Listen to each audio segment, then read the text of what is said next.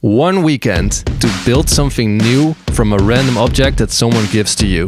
13 other participants and me accepted the challenge, and this was our journey. The challenge is being held at my makerspace. I drew Herman's name out of the proverbial hat, and I'm giving him a marble track. This cost me €3.50 at the local second-hand store, and it's missing some parts. Random object challenge. Niet echt! Oh my goodness. Het is een universele smartphonehouder. Ja. Oeh, trackball. Heb je ook iets van... Nee.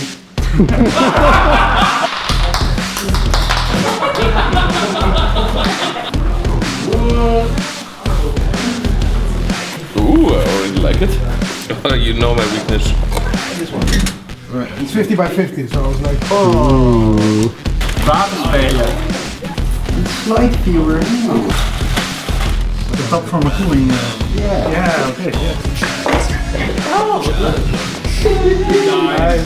Met knopjes. Nou, alsjeblieft. Dit is een LED-projector. Dus Of course, we open it up straight away to find out what's inside. And it turns out it's a few basic parts. It's this lens, a little fan to draw some air into the device, an 8x8 LED matrix. The LEDs have fixed colors, so you can't adjust the color each LED is displaying. Then there's a control board with a microcontroller and a power supply. I don't love working around live wires, so I replaced the power supply with an enclosed one. And my choices here will surely not come back to bite us in the butt later. In the meantime, the others are making progress as well.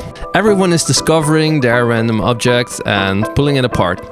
Technically, all of this is cheating, because it's Tuesday night and the challenge only starts on Friday. Wednesday and Thursday I was brainstorming.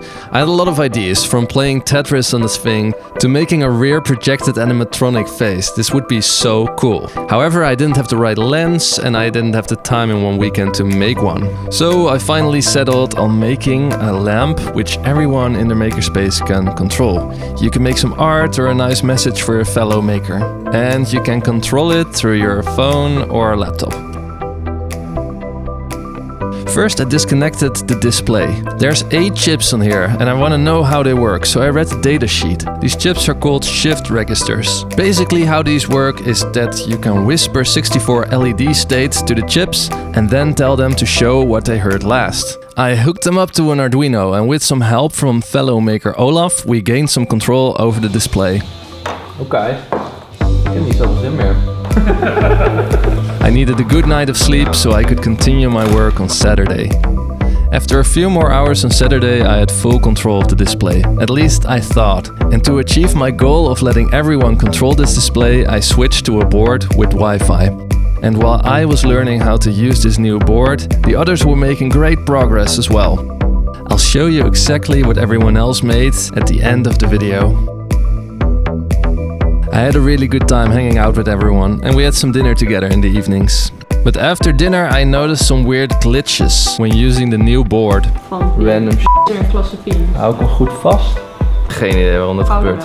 Adding a capacitor on the power supply solved some of the problems. But when I used a very chunky power supply, then I noticed everything was working fine. So there's the problem. However, on the Arduino it was fine, and now on the ESP it's not. The difference is the logic level, I guess. So I chose to use a logic level shifter.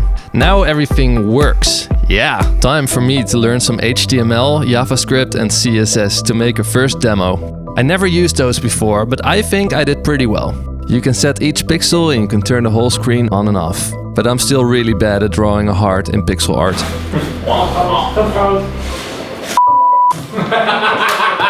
Even though I'm being mocked, I'm happy with my result for this day. Now on to the last day of the challenge. And this day tends to have a different energy. On Saturday, the vibe is that there's plenty of time.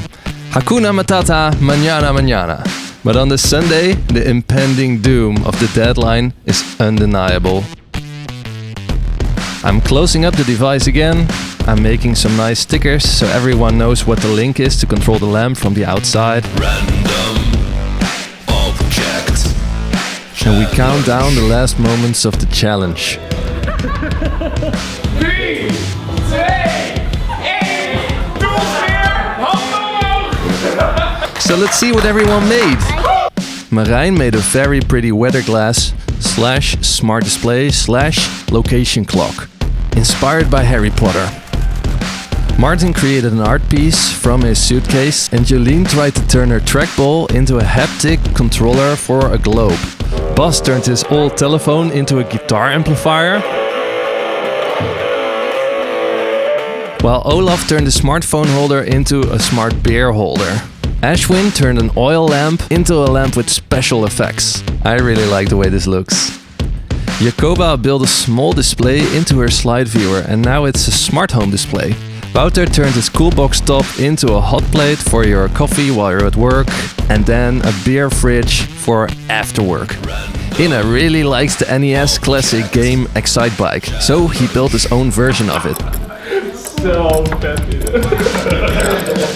Simon combined his lamps into a bigger lamp, and Herman turned the lift from his marble track into the mechanism for a self-moving chess piece. Then I gave my presentation about what I had made. And immediately some people were starting to play Hangman on this thing, through their mobile phones, through their laptops. Really awesome to see.